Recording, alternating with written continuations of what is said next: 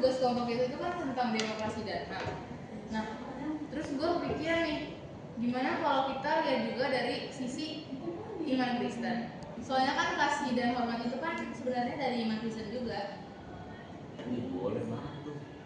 Dan kita juga tahu nih dari sisi iman gimana caranya kita demokrasi dan HAM yang benar. Bener banget Jess, kadang orang mikir tuh demokrasi itu cuma tentang aturan sama voting. Padahal kalau kita nggak menghargai tidak menghargai orang lain tersebut, demokrasi itu nggak bakal jalan. Semuanya, misalnya guru minta pendapat di kelas, yang punya hak untuk berbicara itu nggak cuma orang yang aktif atau orang yang paling populer atau orang yang pintar di kelas, itu kan juga termasuk bagian HAM. Oh gitu ya. Nah, sebagai orang Kristen, kita juga diajarin nih buat mengasihi sesama seperti diri kita sendiri.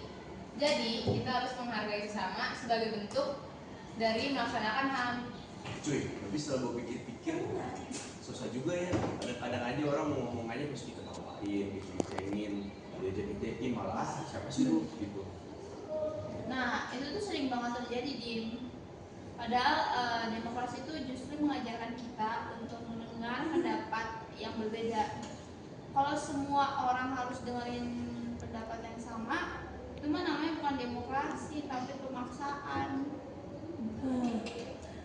Aku juga pernah lihat sih, waktu ada pemilihan ketua kelas, ingat deh. Ada temen yang juga dikasih voting karena dia nggak populer. Padahal setiap orang tuh punya hak yang sama. Wah, jauh banget. Setuju. Jadi, intinya demokrasi dan HAM itu nggak cuma aturan negara, tapi juga cara kita hidup sesuai dengan nilai Kristen sehari-hari. Nah, salah satunya nilai Kristen itu kan kasih ya.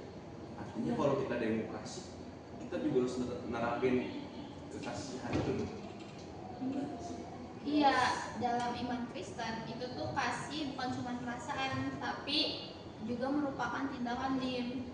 Termasuk menghormati perbedaan, menolong yang lemah, dan mendengarkan kita yang suaranya mungkin suara-suara yang termasuk orang-orang yang kecil. Nah, kalau semua orang di kelas bisa saling menghormati, kayak gitu ya, kelas kita pasti bakal jadi damai, tentram, suasananya adem. Iya. Bener kan? Oh iya, kalian sadar gak sih? Yesus juga ngajarin kita prinsip demokrasi dalam caranya berinteraksi. Dia dengerin orang-orang dari berbagai latar belakang, orang kaya, orang miskin, bahkan orang yang dianggap berdosa. Dia nggak pernah menutup telinga. Iya, iya. Setelah gue pikir juga Yesus kasih semua orang tanpa pandang status ya.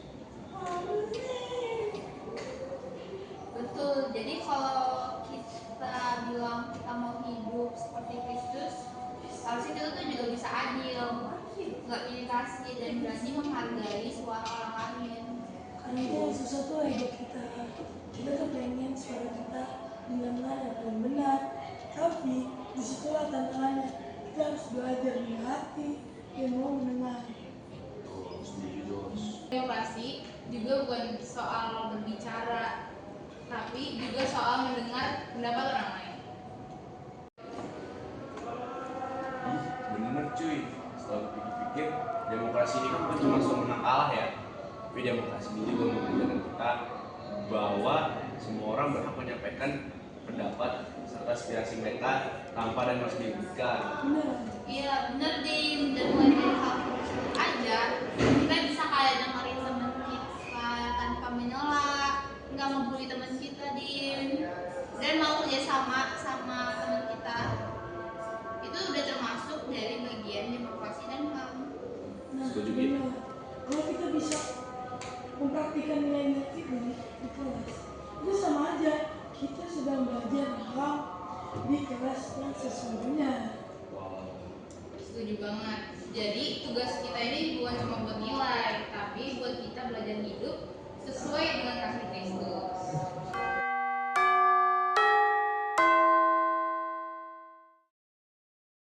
Mantap. Wah, sekarang udah jam balik nih guys. Saatnya kita balik yuk ke rumah. Ya. Let's go.